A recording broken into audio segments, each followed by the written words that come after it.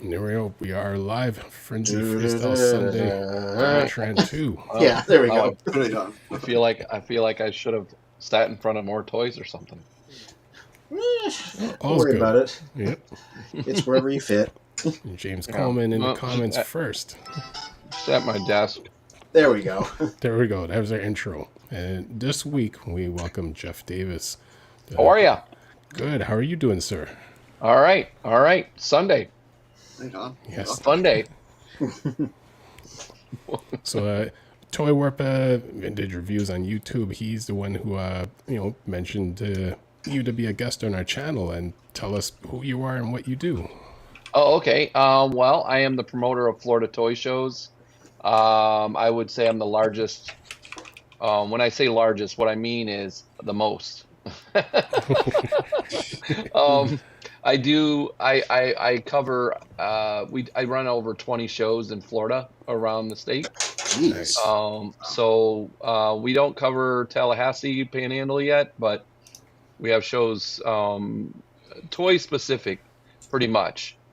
Jason can, we're toys from, like, let's see, Jacksonville all the way down to Fort Lauderdale, over to Fort Myers, and then I think the northernest that we've had a show is Gainesville, which we didn't get to this year. We're looking for a new venue. Been running it since 2019, and it's a full-time gig now. It wasn't planned to be anything other than, hey, I want to do a toy show and I want to buy some Transformers and G.I. Joe stuff. And then, hey, why isn't there any toys to buy at the Comic Cons? Vintage toys. And then went from that to, I just put out a show. There were no toy shows. Now, today, right now, like, it seems like there's a show every week somewhere. But I don't really think that they're actually toy shows. There are a lot of people. They're doing like fan cons and stuff. Hey there, Ray J. So it started. It didn't start as a business. It didn't start as anything other than, hey, I went to Tampa Bay Comic Con, I think in 2017 or something, and I wanted to buy some mask and some, Transformers and stuff, G1 stuff. And then there wasn't anything for me to buy. I mean, I spent $50 to get in, plus parking. And I literally was about to walk out of there with nothing. And then I just so happened to run into this artist guy that I did know. He did the Wolverine comic in the 80s, I think, Nice. late 80s. And I had him do a drawing for me, and then I left. I mean, it was, I'm like, why isn't there something that's in the $20 range? Why isn't there something like where I can go, and buy, I mean, there were toy stores, which I really didn't know the local ones, even though I had lived in the area. And so I decided to do a show. I mean, it took a while, because I felt I needed to know people, but one day I just decided I'm doing a show, and I rented a very small building, 2,500 square foot building here in Lakeland, where I live now. I didn't live here then, but I had planned on moving there, and I literally thought no one was going to show up. I didn't know who was going to show up. I had never really been to a big convention like that, like a Comic Con before that. I wasn't a con person. I just was like, hey, I'm gonna do it, and hopefully people show up, and they did. We had 400 people at our first one, Jeez. in a very small building. But what I realized is that most of these guys, they don't promote. Like, there was a Hot Wheels show, which I duplicated. Like, I kind of took, hats off to Tom over there at the Orlando, Orlando VFW. They have a monthly Hot Wheels show, and I kind of duplicated that. So I went over there and I said, okay, they have tables, and they they charge $2 to get in, and I just need to find more people.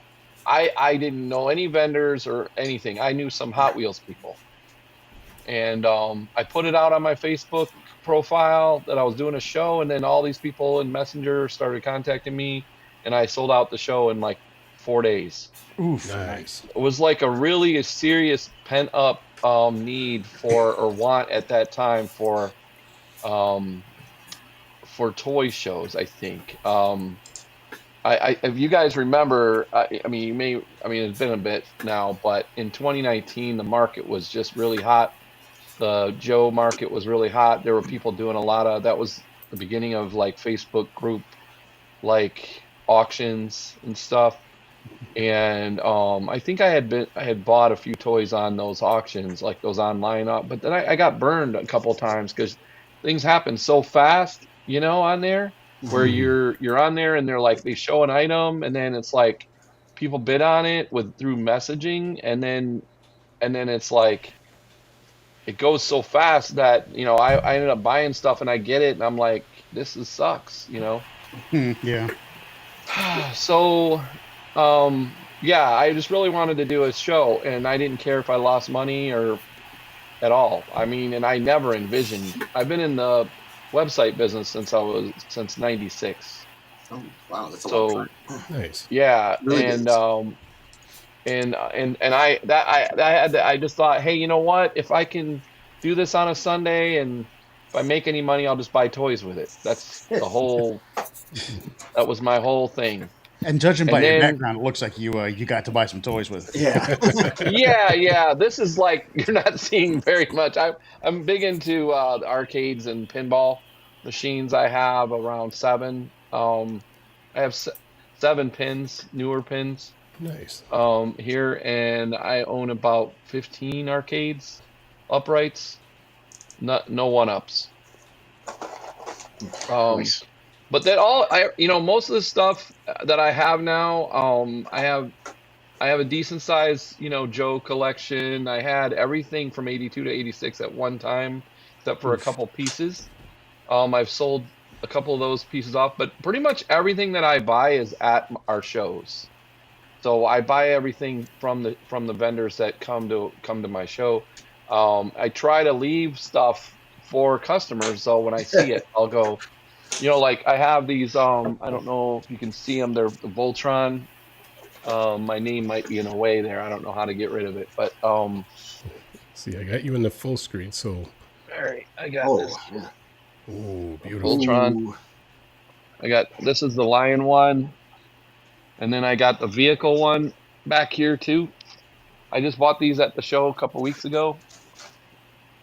Or actually last weekend. Things happen so fast. I think Jason was at the show.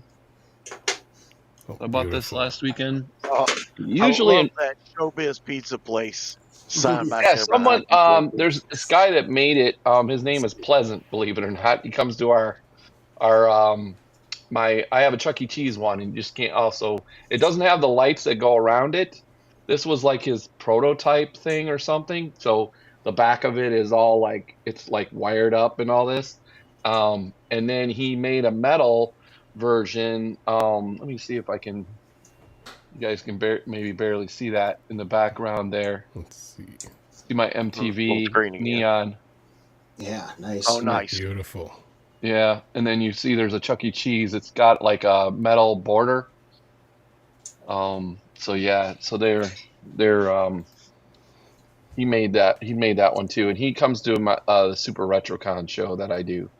But it literally, COVID changed the whole game though. I mean, once COVID hit, I did a show in June 2020 that I had already paid for, in January. I had already put a deposit down on the building and everything. And literally every show in the state canceled, as we all know. I don't really want to remember that, but it went from, oh, hey, maybe I'll do a show a quarterly, whatever, to, okay, now all these vendors need, they want to sell their stuff, and people want to do something. I mean, I had a small percentage that online that complained a little bit, but for the most part, everybody was wanting me to do shows. So I was the only game in town for like 6 months. And I went from doing, oh, hey, maybe I'll do a show once a quarter or whatever, never again thinking it would replace my website business, to I do a show, doing a show every month, sometimes twice a month. So somewhere. So it was just like bam, bam, bam. And then, like I said, you're buying toys, and then next thing you know, you have all this stuff. You're like, oh my God, this is a real business. So, so now I'm just trying to like maintain and grow it. And it is a full-time gig. At the same time, you make it sound so easy. Just like, yeah, I just wanted to do one. I just did it. And then everybody showed up. Yeah, but I will tell you, well, okay, so it's not quite that easy. What I want to say is, in 2016, 2015, I built an app, and Jason may have seen that also at some point back in the day, but I built an app called Speed Culture, and what it did is it told people where car shows were or based on their location. So it was a big hit with the, originally it was made for classic car guys, but it was a real big hit with the younger group, with imports and stuff. But I didn't make money off of it, because I had set it up to sell like sponsorships to like parts dealers and stuff, and that didn't quite work out. So I ended up doing car shows. So I did car shows in the area. I traveled to do car shows as far away as Ohio and stuff like that. And the way I did is I marketed it on Facebook. I marketed in groups, and then I actually ran advertising, on Instagram and through my app and actual spending money on Facebook ads that were targeted. And so I just took that idea and moved it over to toys, and it seemed to have worked. So nice. Yeah.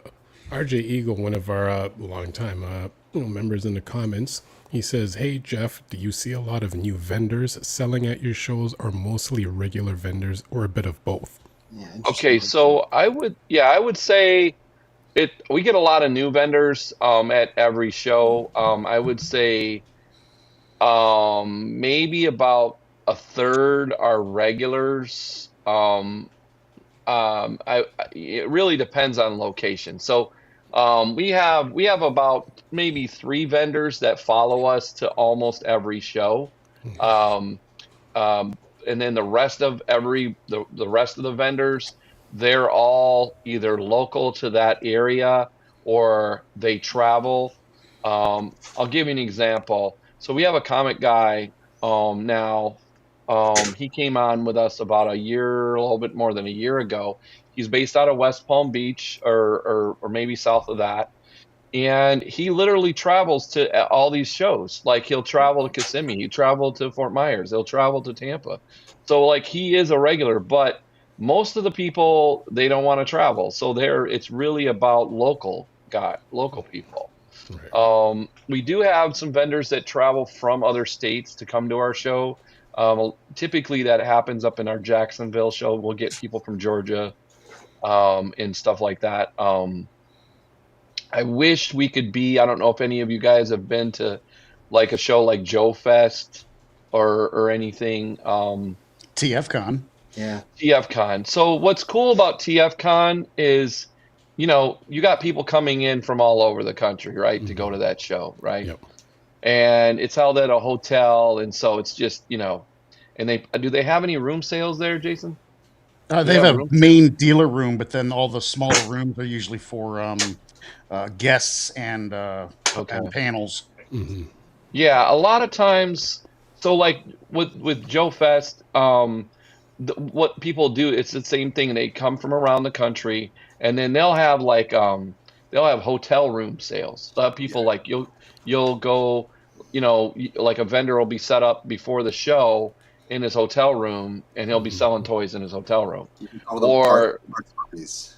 Yeah, they'll have a lobby swap or something like that. And because of Florida, basically, it just isn't going to happen that way. Like we don't up in Georgia. Some of the toy store guys say that Florida is the outer rim.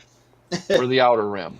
So in Georgia, South Carolina, Ohio, up north, all those places, people kind of converge, from the area. They're within, 3 hours or something of drive time or of just a few hours. Whereas Florida is just like, you got to make a trip, you know what I mean? And we just have so many events, so much stuff to do here that, I haven't tried it yet, but I just feel the attendance is, I don't think we get the attendance that like northern shows get because we have a lot of stuff going on all the time. You're trying to grab people's, attention and I'm not trying to be a once a year, thing. I do stuff now. I do stuff now for consistency because the vendors I have, they're trying to make money in their, maybe in their business every month. That's what I'm trying to provide for vendors and customers because a lot of the customers don't want to travel, 3-4 hours to buy toys, so I try to make it like a local thing. Cool. All RJ right, Eagle cool. also says, thanks, Jeff. Another quick question. Have you ever been overbooked at your shows where you've had to turn down vendors or make accommodations for them to sell somewhere in the hallway, for example? Us Canadian TFCon guys, this is very pointed. Okay. I'm pretty strict on who I let in the show to begin with. You won't come to my show and see like an artist alley per se. You won't come and you won't see like a window guy or a pool guy or T-Mobile setup. Okay. It's in fact okay, so to directly answer his question, yes, I don't overbook, but I have a waiting list for several shows. Nice. Because the rooms that like, especially this year with the election and everything, like and really the slowdown of, just everything's more expensive.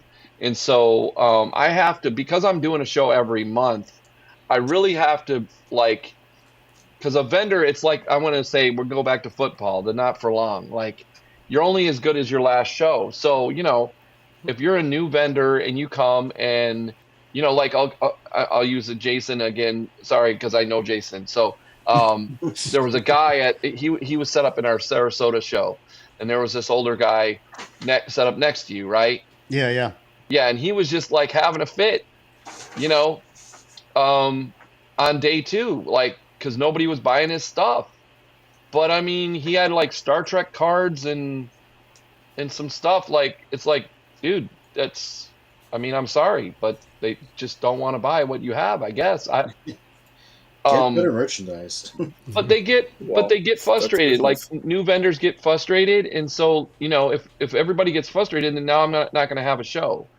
So I really have to kind of manage the amount of the building size with the amount of vendors that I can get, and then I'd rather be able to be choosy on the vendors than have too much space, and because I've also had it where, like, when I first started, I thought, oh, I'm going to grow this and it's going to get bigger and bigger and bigger. Well, the toy market is only so big, right?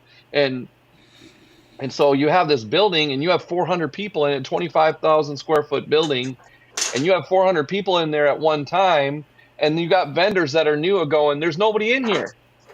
Where are they at? They're acting like it's dead. So I'm like, I don't want to rent a 25,000 square foot building because I'd rather have it appear busy because I know how many people are going to come to the show. Mm-hmm. Speaking of not being just a once a year thing, your latest update on the page, I noticed RetroCon is coming back. Yeah, I don't know if you were on the video the other day. You saw a bunch of people. I missed the video this week. It was the last week. No, I missed it this week. Well, there was a bunch of people on the video this week. So Super RetroCon is like, I want to say my when I say baby show, what I mean is I put money in. Most of the time, I don't. I walk. I'm not.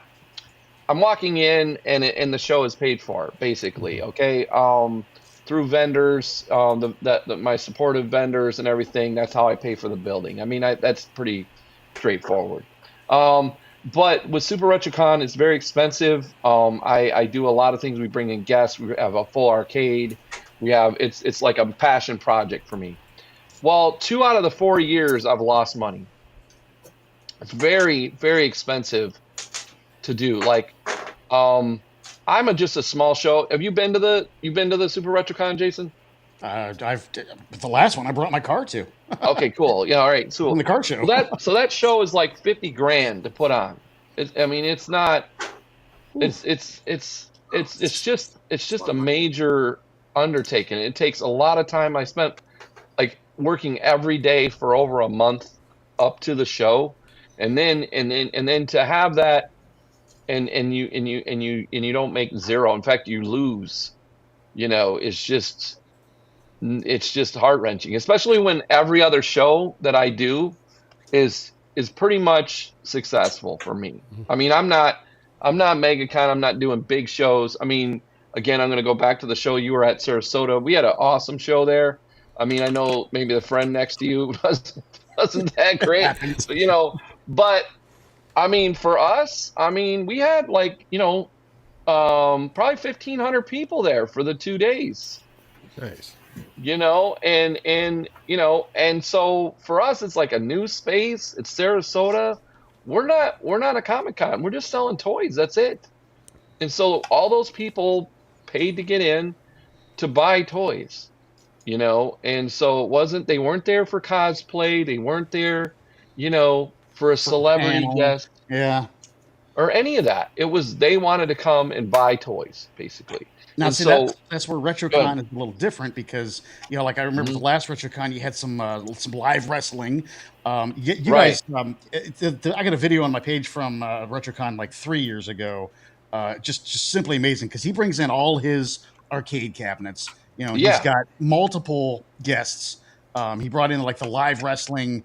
He did like a costume contest. Yeah, totally different from the toy shows. Yeah, no, I put it all. I do everything I can, I pull together. RetroCon. Yeah. So we'll have it. Okay, so I haven't put this out there, but I mean, I'm going to talk about it here because this weekend I decided after the last one, I was like, man, I just don't think I'm going to do this show for a while. I need to revamp. I need to rethink this, and because I mean, I can't, can't do this. I picked the wrong weekend, is what I did. I look back and I said, oh, hey, spring break, MTV spring break, oh, hey, we'll do it in March, No, the weather's too good. The weather is too good. So I was like, man, so I need to rethink this. So now I think, okay, so what we're going to do is we're going to move it back to Lakeland where I live. The RP Funding Center is a beautiful location. I don't know if we're going to be able to have the car show, but everything else that we normally have, and actually we're gonna up it. So what I've been wanting to do is I've been wanting to have RetroCon. The toy part would only be a smaller piece of it. I wanted to have like a record store, record CD sales, have a full like arcade where you walk in and it's all lit with the neon signs that I have. And then the arcades and invite people to bring their cabinets, and then pinball, and have it have signage and have time to have like almost like a museum. I've got a lot of stuff, and other people have stuff that they might want to display. That are 80s, 90s artifact stuff that's in the box, or just goofy stuff. Like for example, I have a sealed copy of the Madonna book from '92. I have like unopened bubble yum from the '80s. Stuff like that.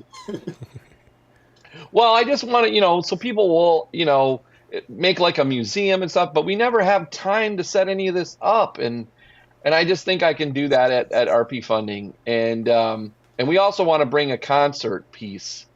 My goal, maybe it won't happen this year, but my goal is to have a separate, like, actual, like, concert. Like, me and my wife went to this thing in Branson where they had like 4 bands a night for 4 days. This guy lost his ass. I mean, he just didn't promote it.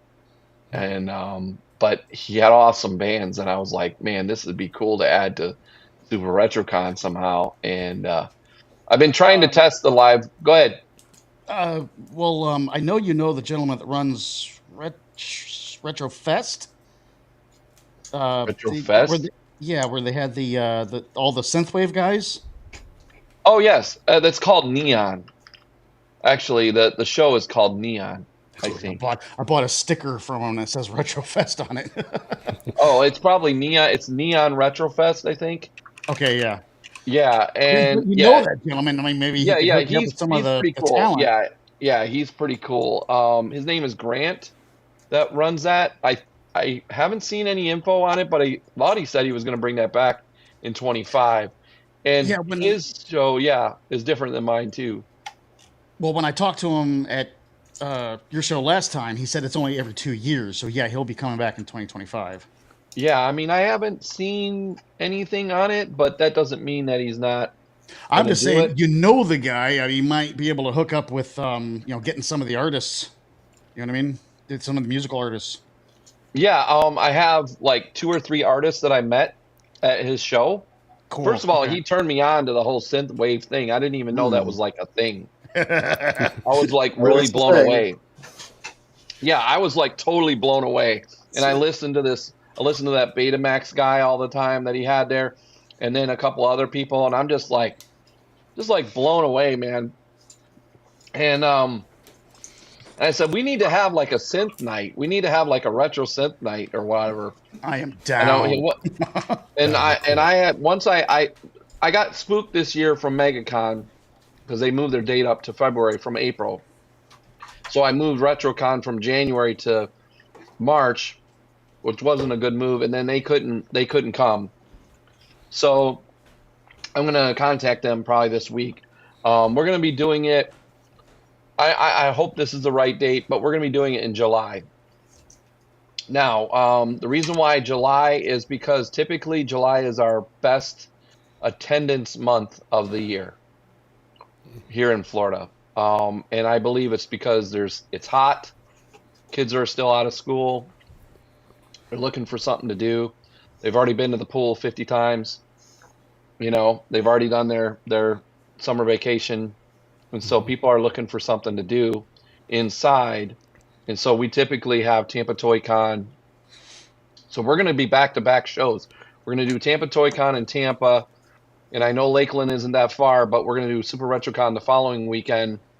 But it's not going to be all toy vendors. It's going to be, I'm going to have record people. We're going to have VHS. We're going to have the arcades. We're going to have, probably going to have some bikes. We're going to have a selective cars because we're going to have smaller space as far as outside. I don't know. Maybe we'll have a retro car meet or something. I haven't figured that out because I just kind of decided, okay, I know what we're going to do. There's a lot of upgrades that we're going to make. So that'll be July, though, of next year at RP Funding Center. So I'm just confirming that with the guy in the next couple days. But what's really cool about the space at RP Funding is they have these movable walls in the room where I can section off things. So we can have a room where it's retro synth and arcade, nice. And that would be like 3,000 square feet of just that. Oh, cool. Ooh, Yeah. And then I figured out, and then also based on I do a show in Lakeland at RP Funding, and we'll go over questions in just a second here.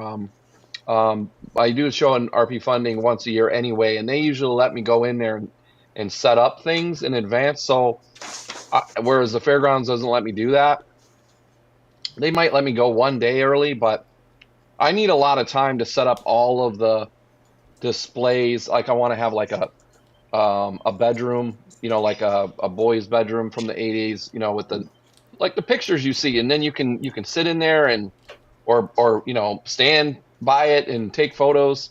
You'll be able to just look at all this stuff that's all Cool. era correct from that time period.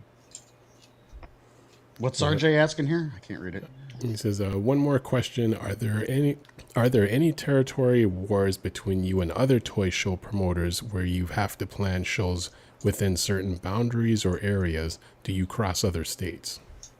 Okay, so currently I do not. I'm only doing stuff in Florida. I say currently because I do have plans to expand. At one time I was going to go to Atlanta. I'm still probably going to go to Atlanta at some point. What I will say is that really I don't think there's anybody. I mean, I do have people that I think that they think that they're a rival of mine. But they're not really. Well, we got the big guy in Miami. I think he just does Miami shows though. He only does one show a year. It's not like does he? Oh, okay. Sorry. Okay, I mean, so he'll. Okay, and I have no issues. I have no issues with anybody. Okay, I just want to put that out there. Okay, That's good. but other people feel they like. For instance, I can't really go to a new show now. You got a lot of. I'm kind of creating some controversy with you guys here. Okay, so what I mean by that is, I got a lot of copycats out there. When I started, there were no toy shows, none. There were none. There was Mike Priest's show. I think he's not doing it right now. He does one in Melbourne. There was another show. I'm giving those guys credit. You got Tom Roth who's been doing, but Tom's shows really aren't toy shows. They're comic shows mostly, and then with some toys in mixed in. I mean, I think he will say that. It's like the opposite of mine. Mine are less comics, more toys, and his are more comics, less toys. I think some of the people that maybe even support him probably think that I'm a rival with him because they won't come to they used to come to my shows. Now they don't. I don't know why. I didn't change, And then there are other people that are startups. I mean, like just this weekend. I mean, again, they weren't toy shows. They were more like fan things with some toys. There were like two shows happening in Orlando. Orlando, there's just something going on every week. I mean, there's another guy, just won't go into who it is, but who was doing a show, and then like it wasn't toys, and he had a different show. Well, he had a Hot Wheels show, okay, that he'd been doing for years. And then I did a show, and then all of a sudden he's saying to me, hey, I was going to do an everything show. And I'm like, well, why didn't you do it? I mean, what was I supposed to wait to see if anybody was going to do it? And then there's people that resurrected their show after they came to mine and said, oh, hey, wow, there's people that actually want to come to these. Because before I started, I asked somebody, I said, hey, someone said you did a toy show and then now it's not here. Why? Oh, well, the building's expensive, blah, blah, blah. And then I come to find out he just didn't promote it. Mm-hmm. He didn't know he didn't run it the same way as I do. So to answer your question, I respect other people's areas a little bit, and I respect other people's shows, especially I would say over the last few years, I've kind of tried to respect other people's shows. But at this point, unless you're MegaCon or you're TFCon or that are coming in, and a lot of people are going to focus on that, people aren't competition for me. I do my own thing, and I think I'm unique. Like a example, I'm going to go back to Sarasota. SiestaCon thing was the week before my show, and when I announced the Sarasota show, this guy comes out of the woodwork and says, "Oh, I have a show, the week before," and I'm like, "So?" I've been running shows for 5 years. You expect me to, and I have a following. You expect me to cancel? This is your first show. It's his first show. You should have paid attention to your schedule if you're the And I'm competition. like, I'm not, I'm not doing that. I mean, this is, and his show was good. I went to it and I got some flyers out, and then because a vendor was there that I knew, because I know a lot of vendors. My problem, I go into a show and the promoter, a lot of times, even if they know me, they think that I'm there like, poaching vendors. I'm like, I already know all these people. Okay, I mean, a couple of weeks ago, I was at a card show. The guy was this brand new show, and again, I'm not. I want to name names, but I'm not going to name names. But it was a brand new show. He never done a show like he'd done like a card show maybe, but he was trying to dip into toys, and there was only one toy vendor there in the whole place. Okay, the whole show was Pokemon cards, basically, in Funko, and like one artist. And I'm getting ready to leave because I walked around the whole show, and I said hi to a couple of vendors. Hey, what's up? That I knew. And I go to leave, and he goes, oh, yeah, man, we need to have a conversation. I'm like, we do? I didn't. Why? And next thing you know, he's telling me about, he gives the money back, the door money back, and this and that. He doesn't need the money, blah, blah, blah, blah. And, well, no, he's a vendor. I don't vend at my shows. I don't want to compete with my own vendors. And so, like, of course he gives the money back. He's there to get a free table.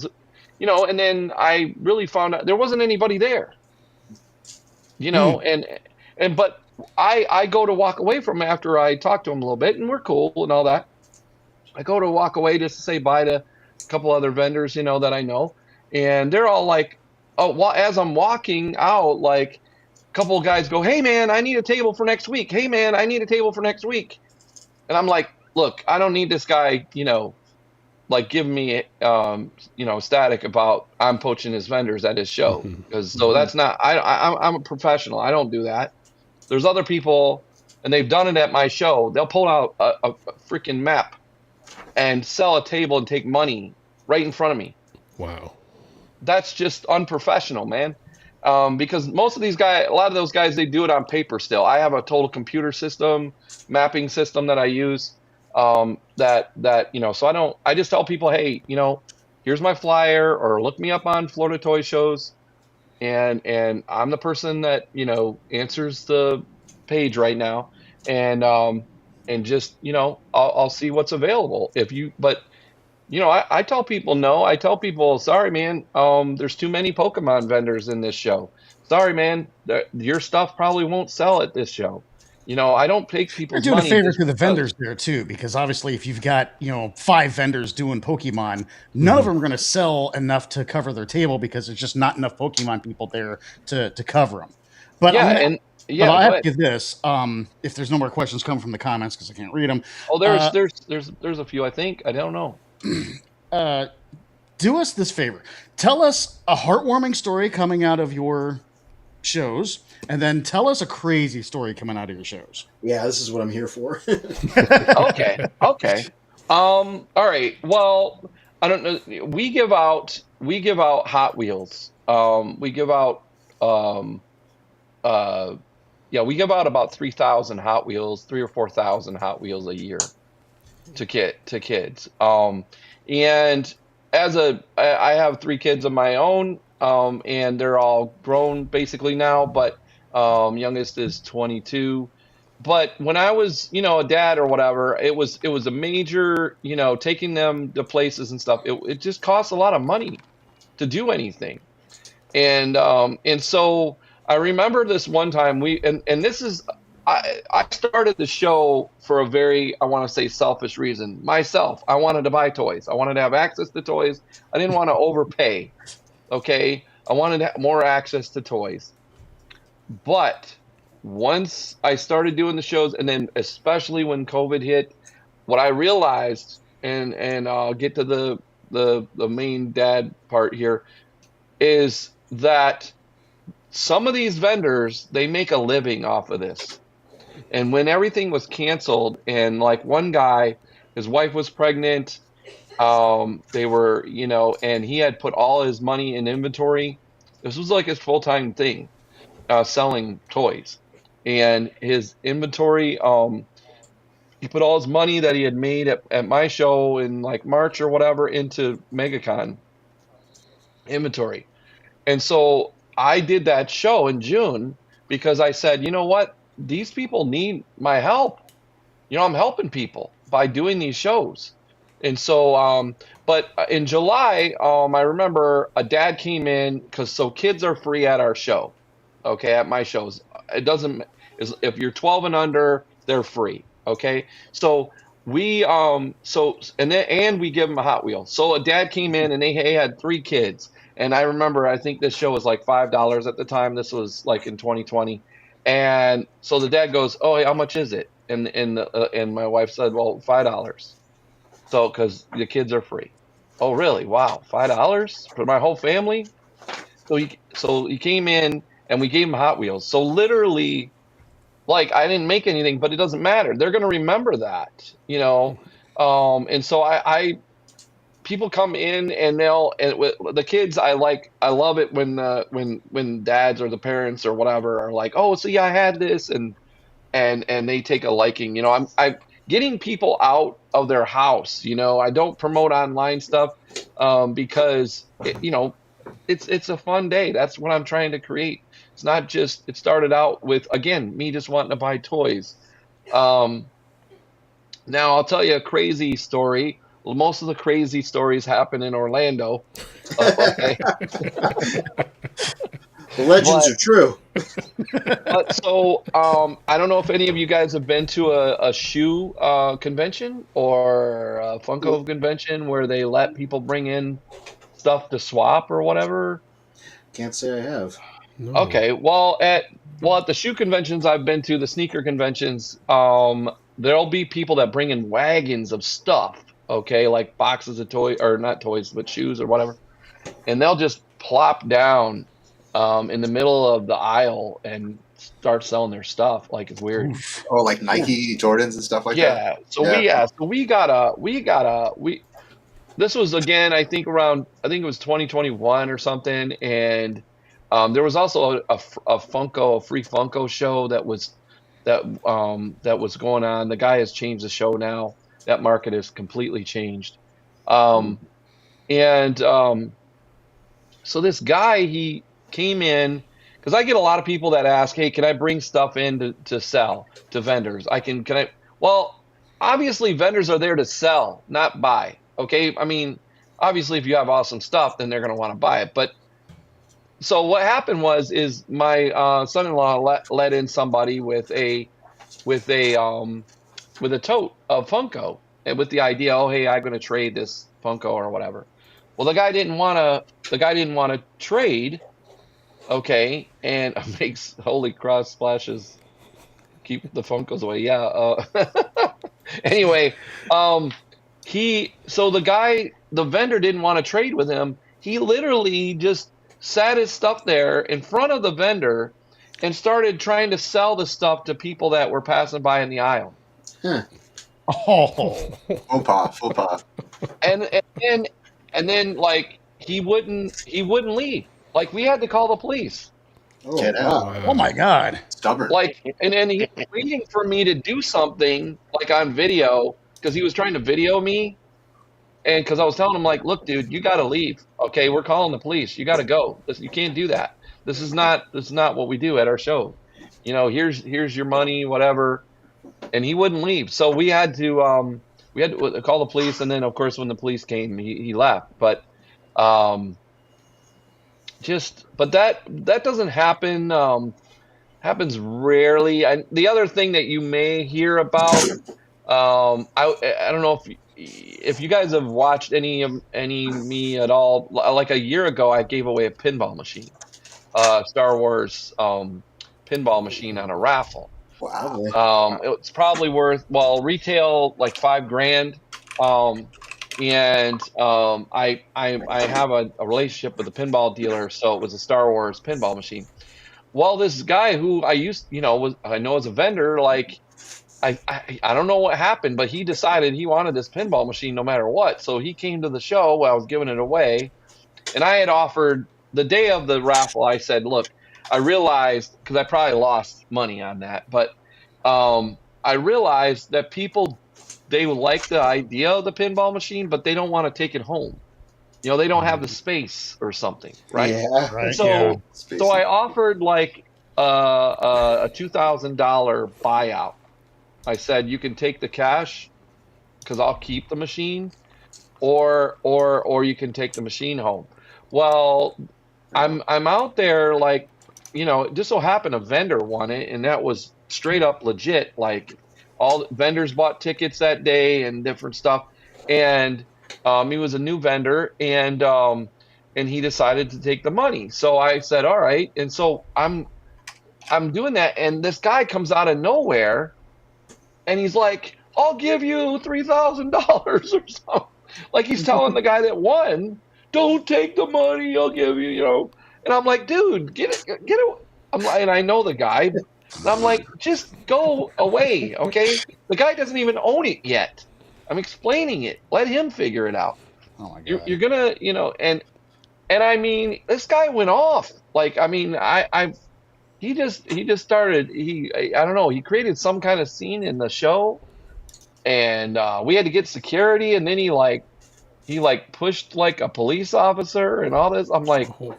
he had a mental breakdown over this pinball machine, and then turns out he didn't even have the money on him. Like, he's over here telling all these vendors, "Hey, if you win, I'll buy it off you for $3,000 or whatever it was." And I'm like, dude, you didn't even have the money. I mean, that's what I was told. I didn't ask the guy. So, I mean, and then the other things that happen, crazy stuff that happens, and I'm going to go back to that card show, is people will come on my ads and they'll literally share their event on my advertising.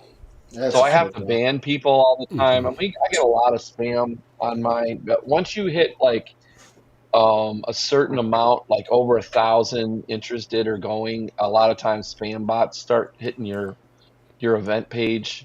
So and so we'll get a lot of comments like, oh, hey, we're selling vendor space and this and that. Yeah, so that's kind of like advertising. Are you advertising with Facebook, or are you just putting the event out there? Because I know putting the event out there is free, but I've never seen a paid ad. Okay, well, that's maybe because you already like me. I don't know. But I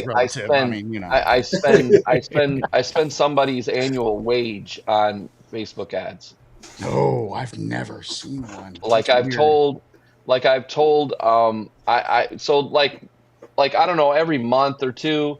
Again, I've been in the website business since '96, so I understand how it works. Now, could there be improvements? Sure, but I get these Facebook like advertising advisors or whatever, and it's always a different person. It would be like, you know, every week it changes to a new. You're assigned Joe Blow. You know, you're assigned a Sandra or something. You know, it's like, you know, how can they know my business if they're only, you know, they just got assigned to me like this week or but and they'll bug me, and then I'm like, you know, always tell me the same thing. But one time I remember they said, yeah, you're a whale here at Facebook, so we gotta try to like a Vegas whale, like you know. So yeah, I mean, I spend thousands, tens of thousands a year. That is, yeah, like I said, that's wild. I've never seen a paid advertisement for any of your shows. That is wild. Like I said, maybe it's something that has to do with the fact I've already, you know, liked the page and was part of the group or whatever. But I figured enough to know they got you in the bag. Well, no, you kind of figured that would be your target demographic, wouldn't it? You know, somebody that's in a bunch of toy groups. I'm very surprised that you haven't seen an ad of mine. But what I do now, and I don't want to talk a lot about my strategies here, but I do try to. I don't necessarily try to get people that like me, but I do. It is targeted to a certain, you know, person that likes whatever in a certain area. Yeah. Okay, and I'm now narrowing it down even further because it's got to be around the venue, within a certain mileage of venue, because people from, I'm doing stuff so often now nobody's going to come from Orlando to come to Tampa, you know, unless they just they do that, because I do have a fan base that literally will come to my show everywhere. Like I've had people that I've seen at Super RetroCon, and then I'll see them at, you know, I'll literally see them in Fort Myers, and then I'll see the same people in Jacksonville. I mean, I'm blown away when that happens, but that does happen. I'm going to be coming out with an app similar to Speed Culture this next year. Wow. Yeah, that's going to be telling people where shows are. I'm going to not just promote my own show in there. I'm going to promote other shows in there. And because I just don't think there's anything for people other than the social medias to advertise. So I'm going to try to move some of the fan base. We're going to have like a fan club thing where people bring people and they get discounted entry and stuff like that. And then they'll recognize those people that have been coming to the show regularly, because we do have regular people. I am considering adding more cards. Pokemon is a hot thing right now. Like we had in Fort Myers, I thought I had too many Pokemon people, and everybody made money. Everybody was pretty happy. So I don't know crap about Pokemon. I mean, I'm certainly not going to have 7-8 Pokemon people at a show. I try to keep everything, under like a 10%, unless you have vintage stuff, like good vintage stuff. That's different. But, and then I'm going to be inviting people from up north, and that I'm going to visit some other shows, and I'm going to maybe give away some space to get vendors that I like down here, because I just don't think that we have enough vintage down here. Like with our Star Wars show, I do that once. I do the Star Wars like 3 times a year now, just a small show over there in Orlando. We have a guy coming from like Alabama. He's been to like 3 or 4 shows now. Wow. That comes to vend, because he uses that as a trip to, Disney or whatever.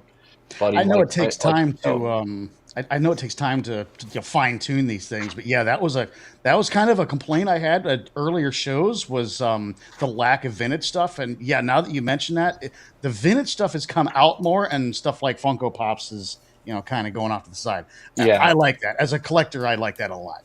Yeah, I think like at the beginning of the show, okay, so at the beginning of my shows, I don't think I ever had really a lot of Funko, because I didn't like it. No, I remember a couple of shows. There was just when was that? Way too much of it. I don't know. I was at one in Lakeland. I don't know. Okay, so Jason, can we agree that any is too much? Pretty much. Well, yeah, we can agree on that, but okay. to the point where the one I went to in Lakeland one time, and mind you, this has been a few years back now, but the one I went to in Lakeland, there was a vintage guy up front, like the first table, and I pretty much bought 90% of the stuff he had, and pretty much the rest was either new toys or the Funkos. Okay, so that, I think I know which show you're talking about. So there's a vintage guy. Okay, now this has changed. There's a vintage guy. So I've never had more than 10% of the show Funko. Okay, I will. I will, because I think the first couple shows I didn't know about Funko, and then after that I got so many inquiries for it. I was like, okay, but the Lakeland show that you're probably talking about, there's a guy named Richard Norat, and he does Lakeland and he does Tampa pretty much, and he's friends with he's still friends with him, but he doesn't set up with me. He's friends with a Funko guy, so he would come to me here at my house and say, hey, I want 6 tables, and because he's buying a whole section, I would give him preferential space right on the wall. He goes, I want 6 tables on the wall, and I go, okay, it's whatever. And one of his buddies was a Funko guy. So sometimes there would be people I wouldn't need, I knew he was selling Funko, but I was like, okay, that's one person out of, but he was probably by the door where you're talking about. Because, you're talking about Richard, Norat, and then, but on the other, if you go to the left, we've always had Mark Moriarty and Joey Rulo there, Jason Facenis. Those are all vintage guys. So it's just it's tough, man. I mean, you're competing. I'm competing with forget the other shows. I mean, I'm competing with Whatnot. I'm competing with eBay. I'm competing with, I mean, we're not a flea market at all, but I mean, any garage sale, flea market, online, whatever, we're competing with, Facebook groups that are just selling direct.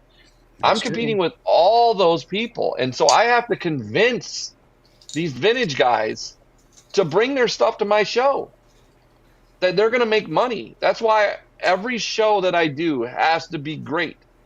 It has to have people come. Otherwise, the guys are just going to go, you know what, we're not coming. We're not signing up. And we had a little bit of that. It was a little tough this year because I just think people didn't have the money. Vendors didn't have the money. They didn't have the sales. But it's come back. It's come back. And then I feel where the market for my shows right now is earlier, I would say the last 2 years, people were experimenting with going to other events. Like new people would pop up, and so they would go to those other events. And I'm finding that those people are coming back now. And know what I mean? The vendors are. Because they're going, you know what, Jeff, you were consistent. And I don't know. Hopefully I don't sound too braggy because I don't. I'm not the biggest show. I'm not the biggest show, but I would say I have the most toys. Certainly in Florida. But I have to have good attendance every show. People have to buy, or these guys aren't going to show up.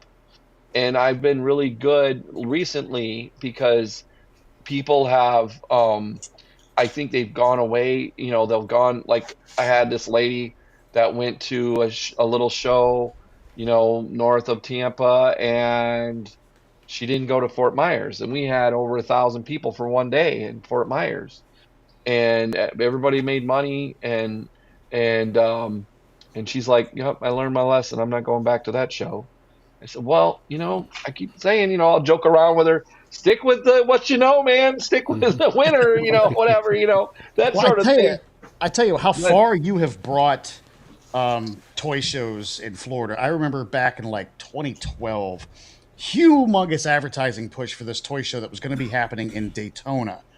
It was going to be happening at a hotel. So I drove clear over to Daytona, which is a 3.5-hour drive for me. Got there. It is this little tiny room that wasn't much bigger than my living room with about 12 vendors in it. And barely any of them had vintage toys. A lot of it was like, how do I put it? Tribute toys made, new toys to make look old, stuff that, consumers can buy. They had a lot of reseller type stuff there. And I drove 3.5 hours for that. Now it's great because we got your shows and there's actual vintage toys there. So that's how far you've brought the toy shows in Florida. Yeah, and I mean that the first show I went to before I started was Tom Ropp's show. It was in Daytona and it was at a Holiday Inn, and it did seem small to me. But I mean that's fine. I mean what I mean is his show was okay. But it's similar to what you described. But I remember there was a guy there that said, yeah, you got to do comics and toys if you're going to do a show. And we have this show that's like 10,000 square feet. And it just seemed like so huge to me. Like it was like 10,000 square feet of toys, and now that's nothing. That's just, a lot of our shows we'll do it like, this year I've done like 5,000 to 7,000, but like Tampa is 20,000. Lakeland is basically 15,000 square feet. Even the Sarasota one is about 7 or 8,000 down there. So, I mean, I appreciate that. I mean, it's a lot of work though. I'm not going to, it's a full-time thing, but I feel like I found the calling for the rest of my life, you know. Good. Awesome. You know, I feel like I've been working my whole life for this thing. You know, my kids are grown up, so they're not, I don't see them every day anyway. And I don't do stuff. I mean, I did stuff when they were younger and everything with them, took them to parks and all that. But, you know, they have their own things now. And so, and then, you know, my wife works full time still. And so, like, I'm at the point now where I can just, this is all I do. This is, I'm completely free to do whatever. And it's all about doing the shows or going to show. Like, if I'm not doing a show, I'm at a show. I usually go to a show, or I'll go somewhere. Like yesterday, I went to the record shop and talked to the owner there, and I went, you know. But I mean, and then I went to Bug Jam today. So I'm still a car guy, you know, still like car stuff. I have like 5 cars, so I better like car stuff. I'm not quite as bad as you, Jason, but you know. But I don't have 5 of the same car, that's for sure. But you know, I just like going to shows and going to shops and stuff when I'm not doing a show. That's why I try to do multiple shows a month. I mean, people, when I started, they said, "Oh, Jeff, you should only do 4 shows a year. You know, you got to create some kind of, you know, you know, so people want to come." But the reality is if I did that, you know, there's a lot of money left on the table because, again, people in Gainesville aren't coming to Tampa, you know, to do it. I mean, maybe if it was once a year, I guess. But I just, if I leave a hole, I literally feel like there's a vendor in Pompano, and I am going to name him. Paul. He sells wrestling toys. Great guy. And he said, "Jeff, you should do something in Pompano. I live there. There's no toy shows." And I said, "All right, well, find me a venue," is what I tell people. And then, you know, I need help with the venue. And then I go to somebody else's show, and he had a sign for his Pompano toy show. And I said, "What is this?" And he goes, "I'm competition with you now?" And he goes, "No, you didn't do a show there, so I just did one." I'm like, it's not a big deal. It's just, you know, a small show. And I'm like, all right. So, I mean, I feel like if I leave a hole now, somebody else is going to do it. So why try to do 1 show a year? Mm. I mean, this is what I like doing it. It's, you know, why I don't want to wait. I don't want to wait. I mean, if I could, I'm going to try to do it 2 weekends a month. You know, right, guys, I can attest that Jeff is a talker. So if anybody's got any questions, sorry, yes, don't be sorry. Don't be sorry, man. I know you're a talker. And that's cool. That's great for the format run. You know what I mean? Yeah, love it. Yeah. I random question. Anecdotally, do you remember what the most expensive, valuable thing is that you've ever seen get sold at one of your shows? I would say there has been some graded stuff. You know, a few $1,000s.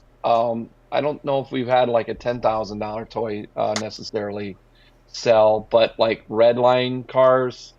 I've had vendors that have sold like, you know, maybe not like one item, maybe a couple $1,000s. I don't know. I've seen a couple of flags.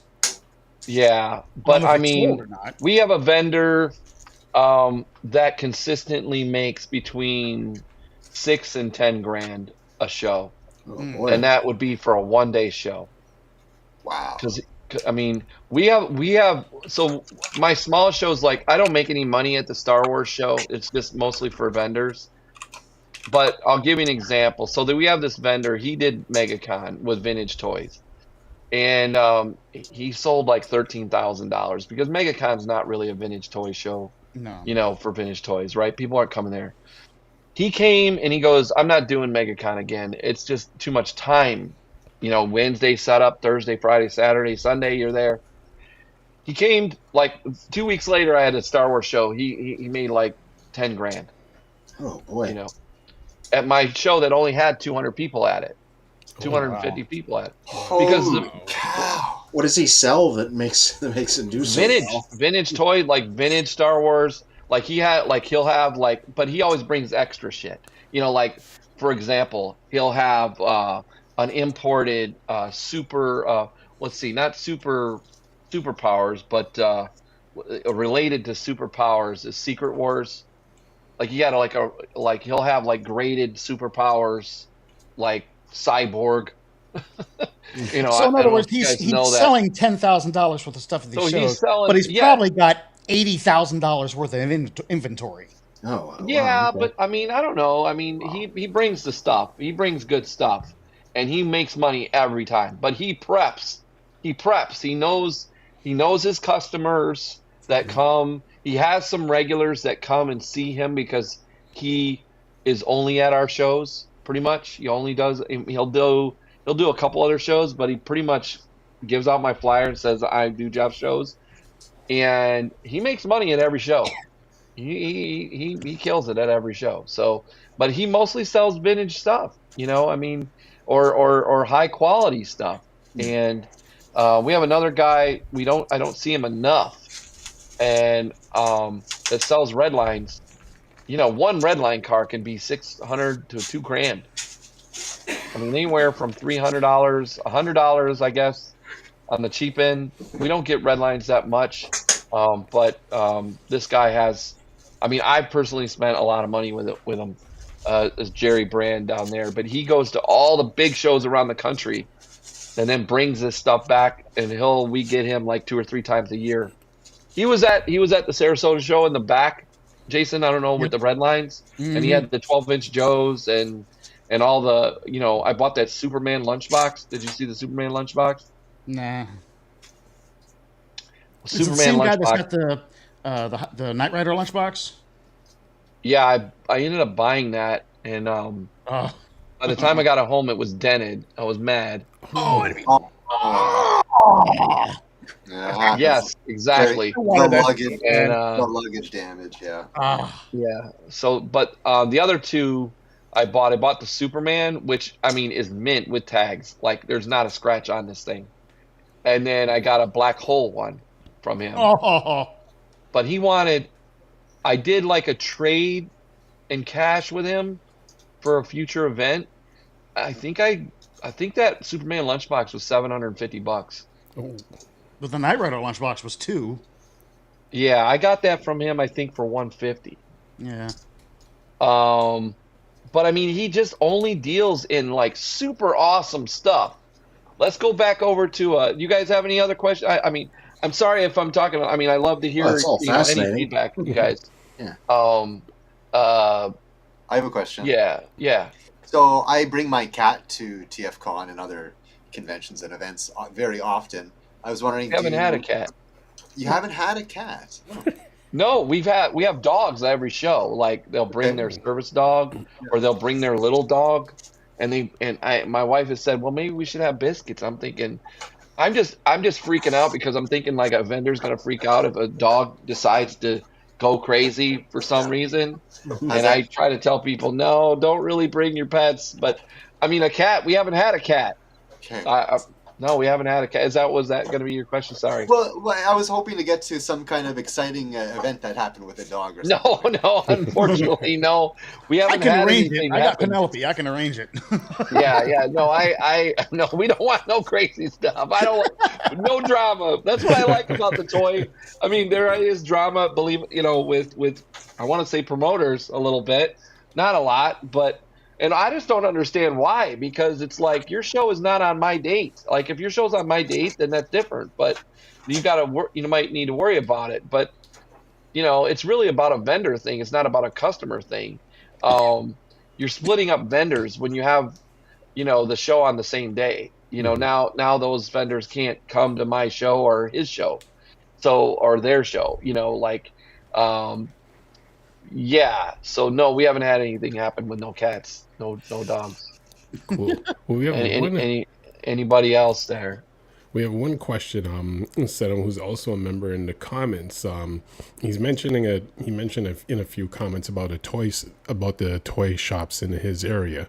But he does have a question of, do any vendors do kind of, I guess, set up or do one thing at the show, but then they do something completely different in their shop?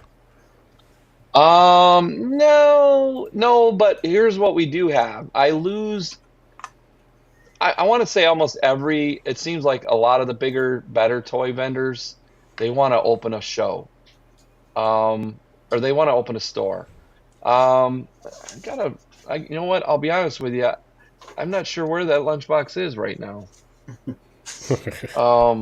I know it's in a box here. We had the storms, and I had a little water in here, and so I had to move things around. So I'm not really. I mean, I will. I'll post a picture of it or whatever. But it's like super, super mint. I lose a lot of vendors, a lot of better vendors when they open a store. I'll give you an example. In Jason's backyard, there, Anthony, his last name is an odd spelling, so his name is Anthony Y. I call him Anthony, and he opened a toy store in Sarasota there called something, Vintage something, or Forgotten Toys or something like that. Oh, and yeah. I heard that, from what I heard, yeah, it's not too much vintage. Really? I'll have to go in there. I haven't been in there. Yeah, from what I heard, it's kind of, and I heard that from somebody else here locally that has a toy store, and they're like, yeah, that's not too much vintage. Okay, well, hold on. I mean, so Vintage Toy World doesn't have vintage? I don't know if You that's need the to go name in of there. it. You need to go in there. That's the name of his store. Okay. Report back on the double. Yeah, report back. Like, let me know. Yeah. So he's gone, and then we have another guy down in South Florida that did a couple shows in Tampa. Big setups, nice setups, beautiful setups. He actually complains about everybody else's setup. Like, you need to have better, have people set up nicer, Way the guy that encloses the whole booth. Yeah. Yeah. Okay. No, it's a different guy. It's similar to that, but he brought a bunch of DTOFs and put all of his graded toys in there and had like counter and all this stuff. His name is he has a store down in Sunrise now. He opened a store. Huh? And Guillermo. Oh, okay. Yeah, I know what you're talking about. Guillermo was doing our shows. Anthony, who opened Vintage Toy World, he can only do a one-day Sunday show because he's not open on Sundays. So he'll come down. Austin Marlin was with us from the beginning. That's Retro Rat. Retro Rat, who I was thinking of, yeah. Yeah, Retro Rat. He only wants to do big shows, like, because of his setup. He doesn't want to do a small setup. So, to him, we're not big enough now. So, everybody focuses on their store. That's what I'm saying. I'm competing with so many entities that it's amazing I get people. It's not, I mean, it's, who else opened a store? It seems like there's a couple other people that opened a store. Yeah, that's what happens a lot of times sometimes with the vintage stuff too. If they got great items, it's like they're wanting to open a store, and that's like, that's another reason why I try to do so many shows, is because if I can make it so, they're making enough money consistently that they're going to go, well, why bother? I can just come to the show, make money, and focus on inventory. And I'm trying to think where I have that lunchbox, actually. I know it's here. I just don't remember, because I left it in the box. Like, I got a box and it has like bubble wrap around the lunchboxes. I see you lurking there, Morris. Yeah, I'm going, man, like, where did I put that? But it's cool.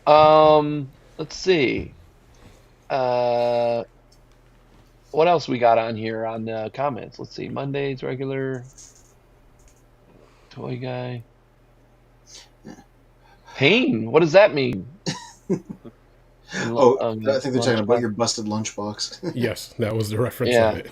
Oh yeah, sorry. Yeah, yeah. I was really irritated. That Oh my god, I'd sort be of happened happened too because I wanted that sort- thing so bad. kind of happened with the Star Wars one I bought. That was the first expensive one I bought. So like a 77 Star Wars with no scuffs, no scratches, no nothing. Oh.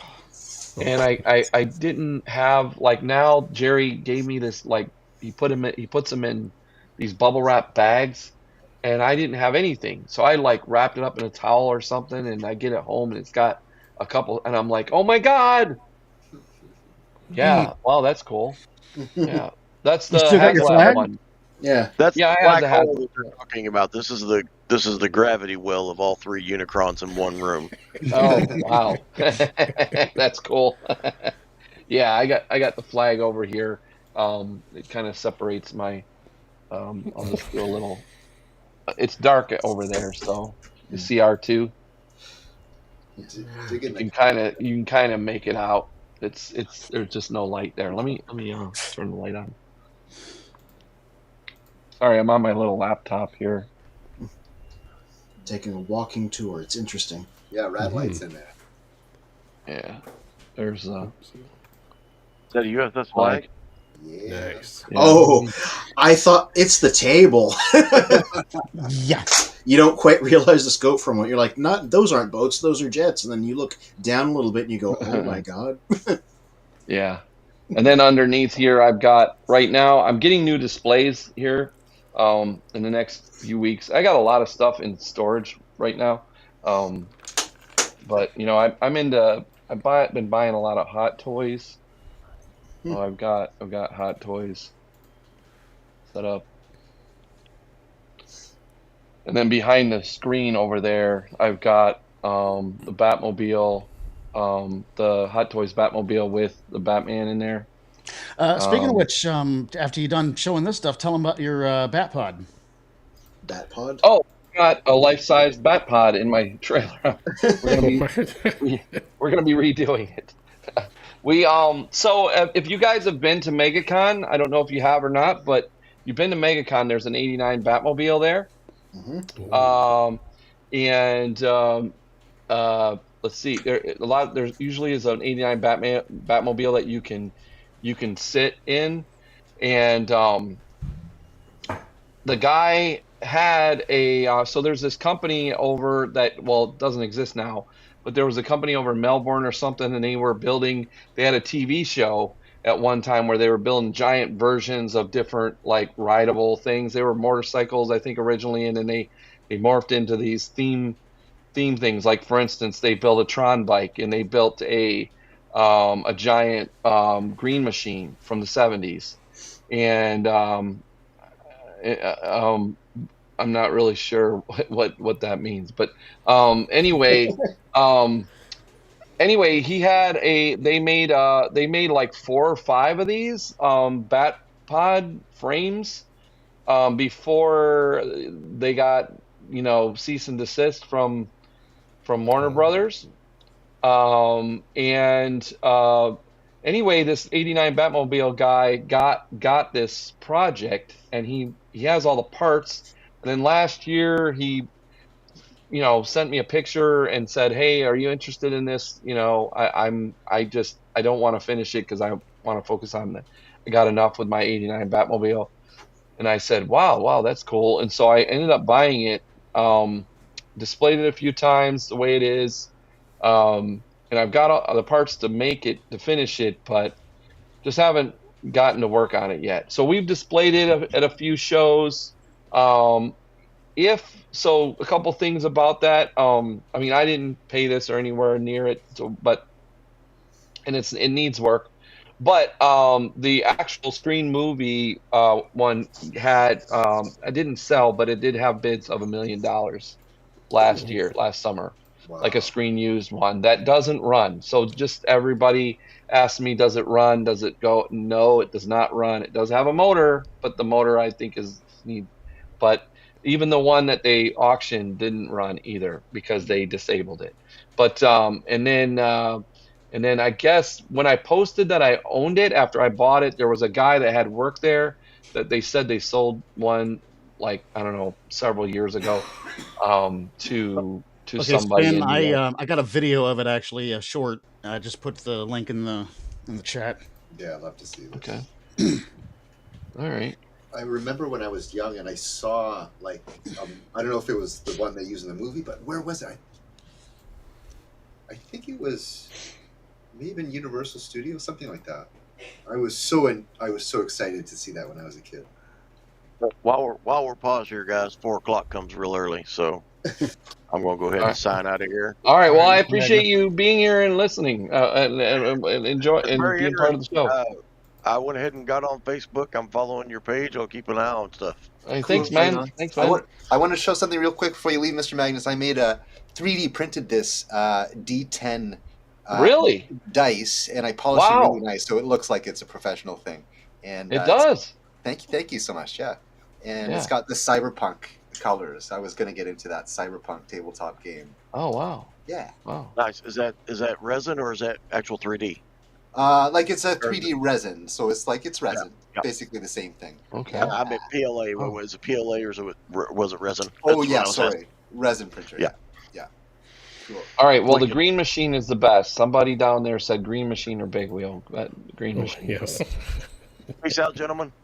John, Mr. Magnus. Take care, Mr. Magnus. So the ongoing joke thing is that Mr. Magnus has these. Well, he has absolutely everything in his collection, and he has these Unicrons, and Unicron is like such a huge monster planet in the Transformers lore that the gravity of this character just sucks all the toys to his location. So whatever you have, for example, your flag, you may see that across your table a little bit because eventually it's going to end up in Bill's house. Right. That's why I'm holding the collection down. I don't know if he could hold all that stuff. But yeah, there's the bat pond. Oh wow, nice. Oh, lovely. See, I've got the guns there mounted on the front. This guy, Batman guy, showed up. This is July. The pose is like, hey, you got my car. Give me back my car. Yeah. So, we're gonna. I just need to. It's like you. I saw the opportunity. I thought, hey, this will be pretty cool for a promo piece down the road. I mean, the guy with the 89 Batmobile has a trailer that's all it's for is the 89 Batmobile. This is like you can take the Batmobile and transport it around. That's the way I looked at it. I just saw the other day somebody was selling a trailer that they said they hauled the 89 Batman mobile around in. They had pictures of it in the trailer along with the Scooby-Doo van. That wouldn't be chance the same guy, would it? No, I don't think he's selling that. He's like a major Batman guy. Like this is like his whole. When I went to see him, he has like a Batman necklace. He does like these hospital rides with kids down in South Florida. Oh, far and out. And then he only brings really it north to go to the MegaCon. I paid him once, first RetroCon that I had, Super RetroCon. I paid him like $1,000 to come, and just to bring it and for the day. And man, that was amazing. It was really cool.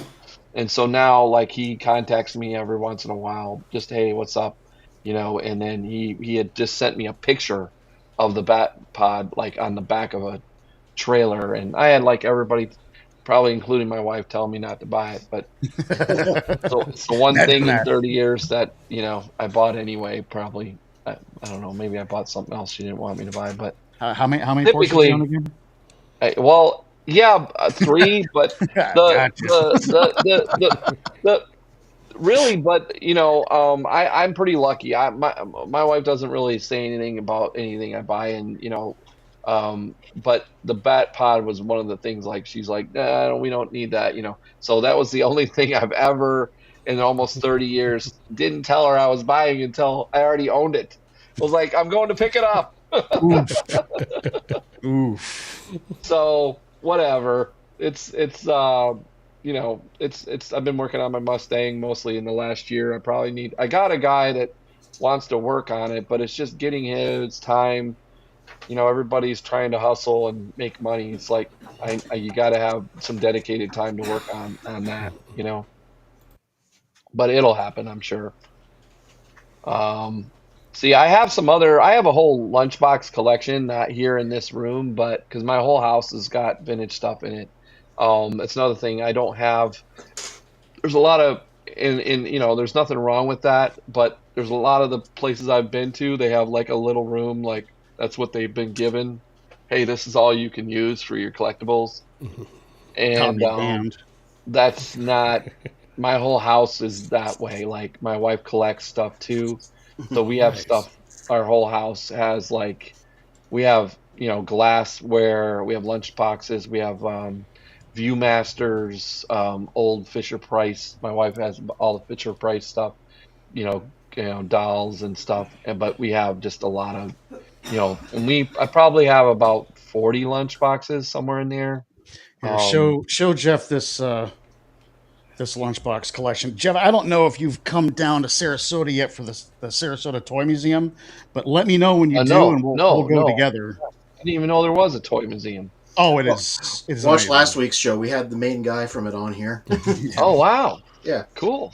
Wow. Awesome. Yeah. Let me know when you want to come down for it. Yeah, I'll do that. I got to see your Berettas and then see the 944 that you're working on. You got brakes on instead of coming to the show, right?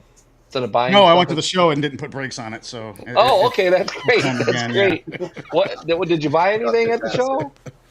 Yeah. I bought. As a matter of fact, I bought. Because I bought these Voltrons. The Voltrons were a little out of my budget for. Yeah, I understand that. For the show, and on top of that, I've already got one of them.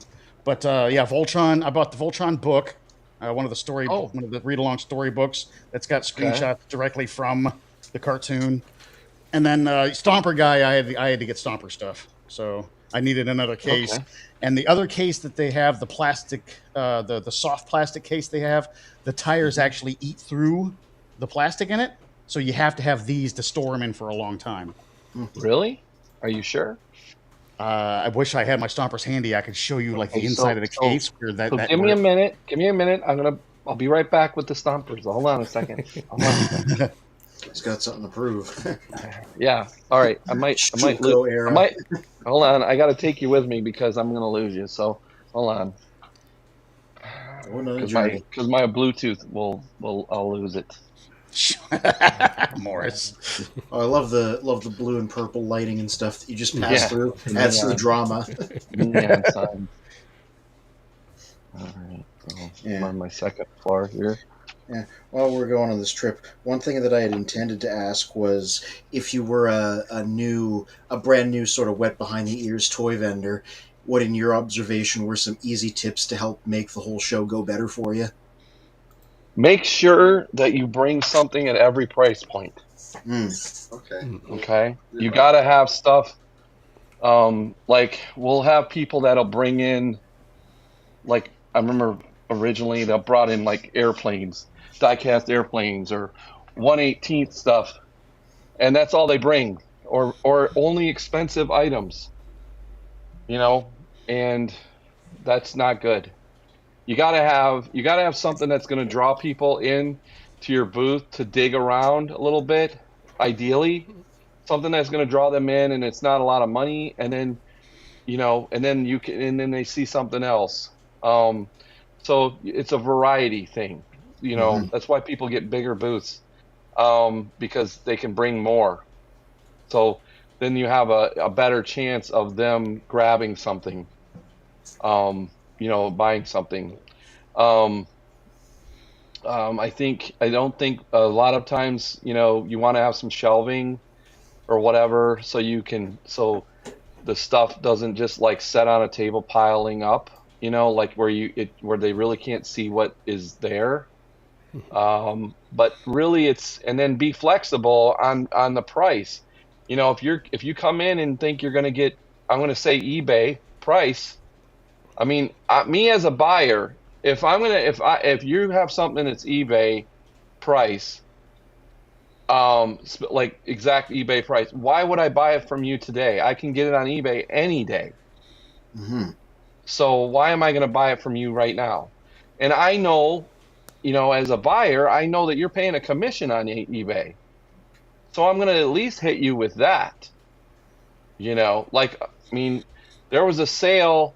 There was a guy, a vendor at the show this last weekend. He had, I'm a Veltron fan, right? So I have not only these, I never had these boxes before. I've had 4 of these Voltron blue guys, but the other ones didn't have the door where you can see the vehicle, and I just trusted the guy, hey, it's not broken. So I ended up selling the other 2 or whatever, and I have had a Lion Voltron in my case over here. So I have a Carbonics one, and I have the Matchbox one, or a Popey one. Long story short, I went to the guy, and he was just selling out. Okay, he was selling a bunch. He gave people great deals. Now, when I went, because he's trying to clear out his inventory. So when I went to him, I had asked him a couple years ago about this Voltron when he had set up before. So I said, hey, look, he said, throw me an offer. I said, well, okay, well, it was like the Bandai one from 3 or 4 years ago or something. And I think it had sold for like $250. I said, I can give you like $225. Nah, he had like $350 on it. And I'm like, well, obviously I'm not going to give you more than it was just sold for. It doesn't make any sense. And so like he probably just wanted to keep it. So I just, it's fine. I mean, that's fine, but you're not, I just think that you got to work, deals with people. You know Now, what see, I mean? that's Like, a if you little wanna get rid weird of it. because as a collector, going to the shows, figuring that I can go there, because people can take some shady pictures with eBay. Yeah, they can take it from one angle or another, make it look one way or the other, better, just conveniently omit information about it or omit You're right. it's missing I agree this with that. or that. To me, as a collector, I was always willing to pay a few more bucks at the show than I was on eBay because that way I can put it in my hand. I can do an inventory on the parts it has. I know exactly what's wrong with it, what's right with it. And, to get it in your hand, I was willing to pay a couple extra bucks. Yeah. You know what I Okay. mean? Well, I'm not disagreeing with you. I'm just saying, if you want to sell, if you want to be successful at a show, people are going to bring up the price that it's sold for. Yeah. Okay. And so they have money now, but if they don't have to have it, if it's not the item that they really want, that you never see, that isn't even listed on eBay, like you can't even, like, for example, I got a Chewy plush. I submitted it for grading now. But I got like a Chewy. That's a lot of lunchboxes. I got a Chewy plush with the tag. Okay, that's like mint. You're not gonna see that. You don't even have that listed on eBay, like in that same condition. Mm-hmm. So, I mean, the price that he gave me was probably maybe a little bit more. Same thing with that lunchbox, the Superman lunchbox, which I wish I knew where it was. But, I mean. He was probably more than double what the best lunchbox that they had, on there, and it still wasn't in the condition that his was. Whose collection is it? Is this at the Toy Museum? This is Sarasota Toy Museum, yeah. Oh, cool. And it's all Wow. lunchboxes. Wow. It's a lot of lunchboxes. That's awesome, Yeah, no man. kidding. And they're getting more. Wow. I went to a really cool toy museum in Branson. So we've got that Hulk up there and the Spider-Man. Oh, they got some amazing stuff in there. Just flat out amazing. Yeah. Wow, that is cool. Well, eventually I'm going to have my own building that we're going to have other toy vendors in. Maybe we're going to have like a store where we have multiple vendors in there. And then I'm going to have my hope is to have like a mini museum in there, I'm going to call it a Gen X museum type thing. Far out. So, but here's the Stompers case that you're talking about. Now, hold on, I'm on delay. What we got here? Yeah, if you the ones with the not the foam tires, but the Gen 2 Stompers with the rubber tires, they actually these are Gen 1. Okay, that's why, because you got foam tires. But the ones with the rubber tires actually eat through the plastic over time. Oh. Well, this was somebody's childhood box with their childhood storage stompers in it. Gotcha. Right on. Wow. Yeah, that's why I can't store, like the Gen 2 Stomper. Oh, maybe you might be right though, because I do see some. Yeah, you'll see some marks where the tires sat. Yeah. Okay, this is going to be hard to see, but We believe you. see that? Well, I see it. Yeah, to the left of the little divot in the middle. Mm-hmm. I think I sold my case like you have, though. Yeah. These cases, since they're not that soft plastic, these won't get eaten through. And I lucked out because the guy even left all the straps and the original paperwork in mine. All right, so I'm going to oh, man. Yeah, these are, I don't know if they got hot or Super awesome. got some tire marks in here. Told you. I think it's just chemistry. Like, that'll happen sometimes with different kinds of plastic over time. Mm-hmm.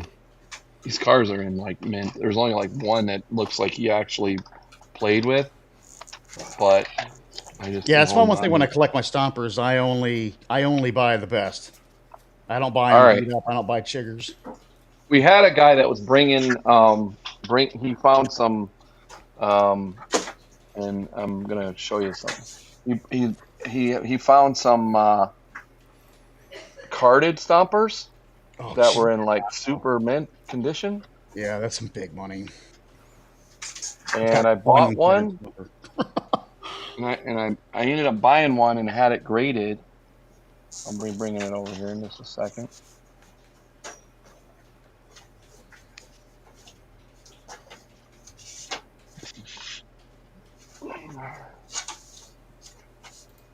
So what's cool about this is that is the truck that's on the package. Ooh. Nice. Yes. Are they usually not the same package art? Yeah, so this is, Star Wars has 12 back, and this is 5 back. So it's a really early Gen 1. This is the first run of Stompers. Oh, cool. So the first 5 that they came out with, and this is all unpunched. Ooh. Yeah. Regardless of anything else, that's just a good-looking bit of packaging, honestly. It's very appealing visually. Mm-hmm. Yeah. And then now I think Kaz I feel like they went a little low. This is an 83.9, which the only thing that I think they could got me on is there's this little dirt here. Mm-hmm.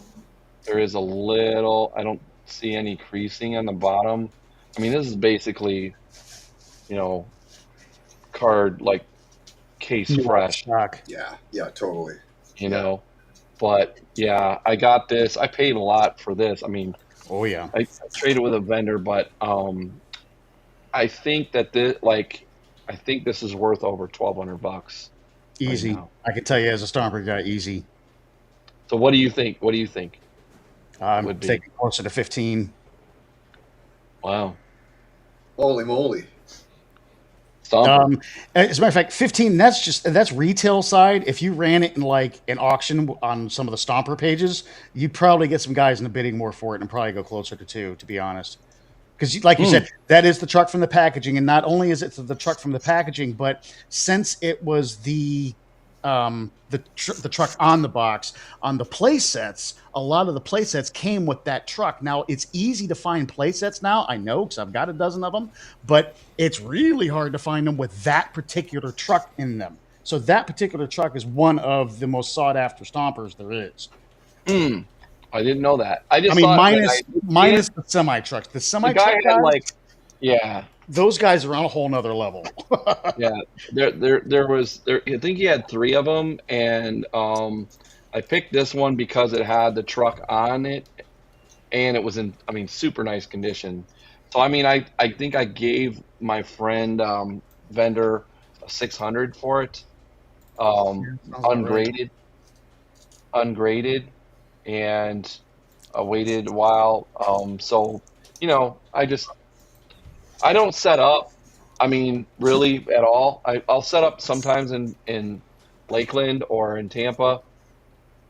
But my problem is when I'm buying stuff at this point, like when I first started, obviously I was getting whatever, right? Just like every toy collector. But yeah, I was just getting whatever. But as you go, and I do, you know, I'll go. I mean, I don't do this with everyone or everything, but I like to help out vendors. You know, if I think like somebody is having a rough show, or they got some good stuff that I want, but you know, maybe they've done a bunch of shows with me, and so I just, you know, and I maybe, okay, you know, I'm like, hey, um, you know, I'm gonna buy some stuff from this guy, you know, help him out today or whatever. So I'll do that too. I don't do it all the time, but and then I'll buy stuff because I want them to come back. You know, I want them to you know, I'll make deals, you know, so I make sure that they're at the next show. Especially with vintage guys, because I want them there. You know what I mean? Bring if they got really good items. But I mean, what happens is I only have expensive items. You know, like we got vendors, Mark Moriarty or whatever. They'll have piles of figures, or you know, and they'll have whole bins of figures. You've seen them in there, I'm sure. Oh yeah. And I don't have any of that. I only have, you know, more expensive stuff. So you know, I don't have a $50 item to sell. You know, I don't buy that stuff. All right, I may have Jeff, some cars.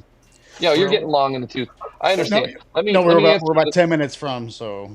Okay, let me answer that. Okay, so the trains. We don't get trains at the show. Do you guys? Anybody have trains? I have a ton of those. I think it's H2 scale trains. A whole bunch of HO. HO? Yeah. Sorry. Okay. Yeah, I don't have any trains, but we had some trains at the last show. We had a guy with some HO stuff. Let's see. No, I'm on a laptop. I have a MacBook Air that I'm using. So if you guys, I'm looking at the comments here. I had 2 trains as a kid. That sounds difficult. Yeah, I had I mean, I've got some Disney trains to put around my Christmas tree. The monorail, I've got the monorail with the, you know, the Contemporary Resort and all that, you know. Not the one from The Simpsons. Really? Wait, was it? So there was one from The Simpsons, but you're talking about the World's Fair monorail, right? Oh, okay. Wow, I haven't seen that. It's a funny Simpsons episode with Conan O'Brien, I think, is in it. It's hilarious. I think so, yeah. Or at least he wrote it. It's hilarious. Is it a toy? Is it a real item? That would be really cool. I don't think they've ever made one. They should. Oh, They yeah, should. Universal should. Let's be something to have at Universal. Right? Right, man. Let's see, train. I don't know. Yeah. So you have Transformers? You know, Transformer guy? Yeah, that's our main thing. Oh, okay. Yeah, that's right. That is our main thing. Okay, I have a bunch of I have the first wave. I have all the cartoon ones, basically. Nice. I think I'm missing one that I don't have in the box. I think that's Blue Streak. I'm waiting to find a nice Blue Streak with the bubble. But Okay. I mean, I have all the other. I don't really collect new Transformers that much. I mean, I have had some, but you know, you run out of space. You know, you run out of space. So I have them set up in like a. What's that? I said no lies detected. Yeah. I'm getting 2 more. I'm getting like 4 cases, 4 display cases. I have my Star Wars stuff displayed in something like that, Jason, that you have next to you. Is that an extra vision, they call it? Yes. Yeah, so I have an extra vision like that, but I have my Star Wars stuff in it. I've got And an I'm getting Vision. Oh, sorry. more. Go ahead. Yes, no, I'm getting 2 more extra visions from a guy in Parrish, and then I'm getting another couple. I'm getting like a case like you have down there, getting 2 of those. The case that's down there, the shorter case, I should say, that is actually a working case from KB Toys. Oh, nice. Well, I'm gonna have mine. It's not gonna have a border. It's a little different. It's got doors on the front, Front or loaders. yeah. But the extra vision case is awesome. I'm wanting to. I wanted to get Maju case. Has everybody heard of that Maju case? So if you guys look it up, it's a pretty cool setup. But when I had water in here, because of the extra vision, sits off the floor about 4 or 5 inches, right? Does yours? Well, yeah, but the bottom's still pressed Is wood. wood. Yeah, but I didn't have water in here that long. But my point is none of my Star Wars toys got touched. Okay. Good. You know, because I mean, I have I have a bunch of stuff now. All right, we gotta start wrapping it up. Yeah, Jeff, sure. tell everybody where they can find you online. Okay, so you can find me online at FLORIDATOYSHOWS.com or FLToyshows.com, either one. And then obviously on Facebook at Florida Toy Shows and Expos. So if you message me on there, if you message us on there, I'm the person that runs the page. So all the posts, I usually try to do a video once a week.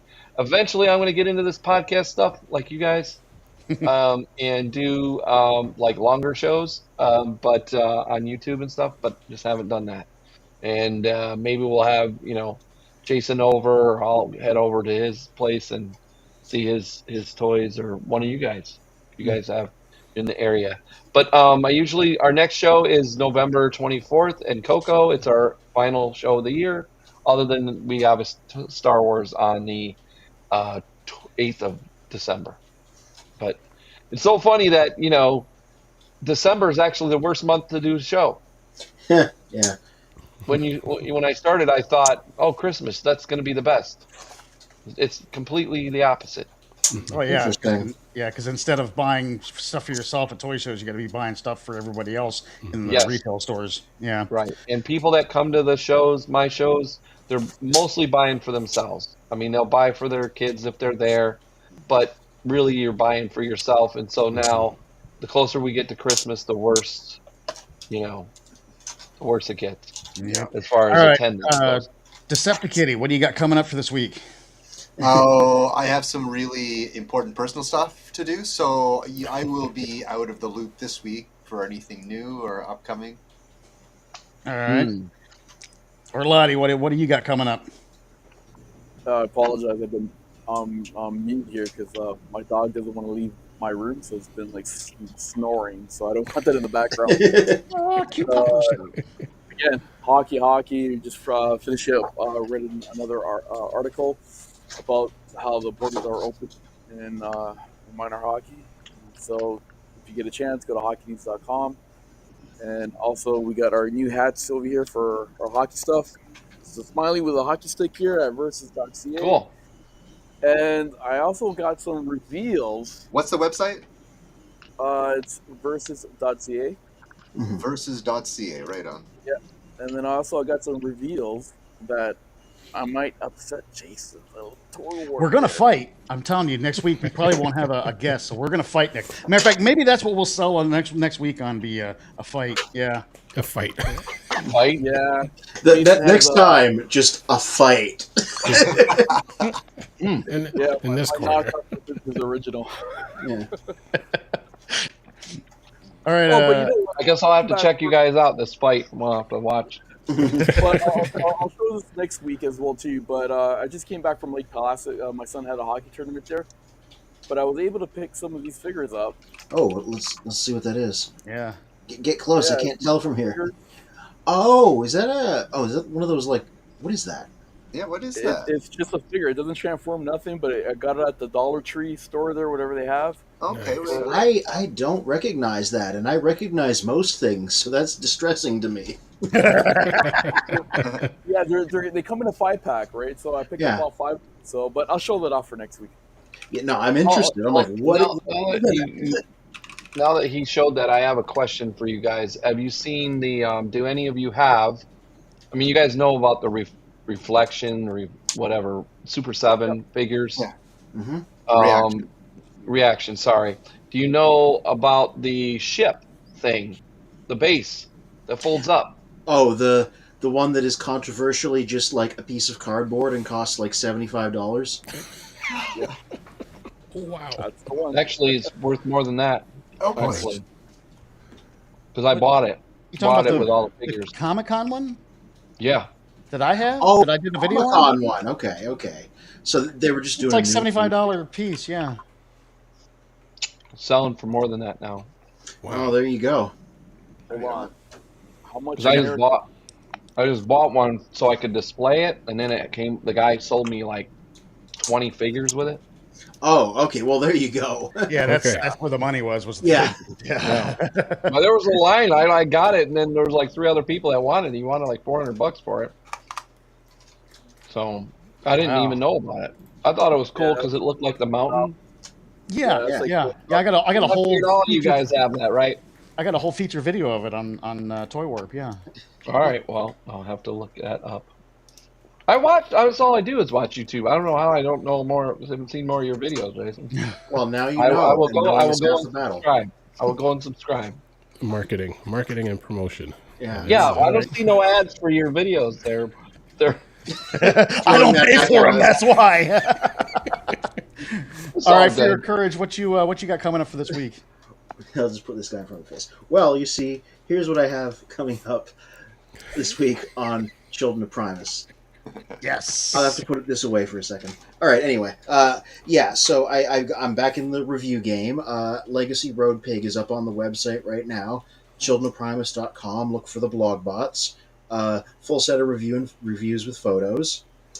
I'm trying. Hold me to this. I'm trying to go back to one a week as opposed to one every 2 weeks. Now that I'm no longer in the midst of planning a wedding, it happened already. It's good. And so I've been sitting here taking photos of Studio Series 86 Springer. My hope is that this guy will be up this Friday. We'll see if I can make that happen. If not, it'll be next Friday.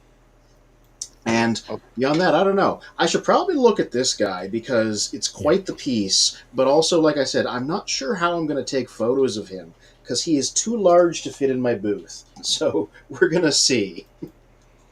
So when is the next TFCon? The summer, generally, like it's a July thing, right? Where are they doing? Where are they doing it? Toronto, Canada.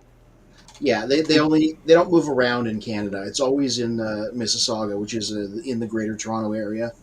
Okay, so the Orlando one was just like a one-off. It was a one-off. Yeah. They might have it back there again. Yeah, it bumps around the U.S. when they do the American shows, is my understanding. Like it does a different location every year. So the TFCon in the States just happened this past weekend, and it was in Baltimore. And I think the next time it's going to be in Chicago, which they already had one in Chicago. I think it was 2018. Yeah. Again, So basically, all you flappy heads get 2 of them, and we get none. What the hell? No, we get one. It's because they don't have It's a hop, don't have skip, and stuff jump going away, on right? every I'm other going to minute. Chicago. Yeah. All right, guys. Well, hey, thanks for having me. I appreciate it. Pleasure having you, Jack. Yeah. Thanks for coming on. And let me know if I'll come back anytime, and I'll come maybe over to Jason's there. I don't know where everybody else lives. I assume Canada. Canada.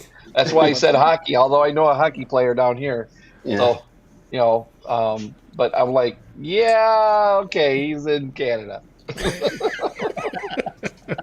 So no, I live probably an hour and a half, maybe about an hour and a half, from Jason. Yep. Oh, So- cool. Right on. Yeah. Hook up at the Toy Museum. Oh yeah, I'm gonna do that for sure. All right, you guys have a good night. All right. Thanks for coming on. Thank you. Good night. Yeah. And Are we gonna say it? Are we gonna say it? Say, What do you say? All are one.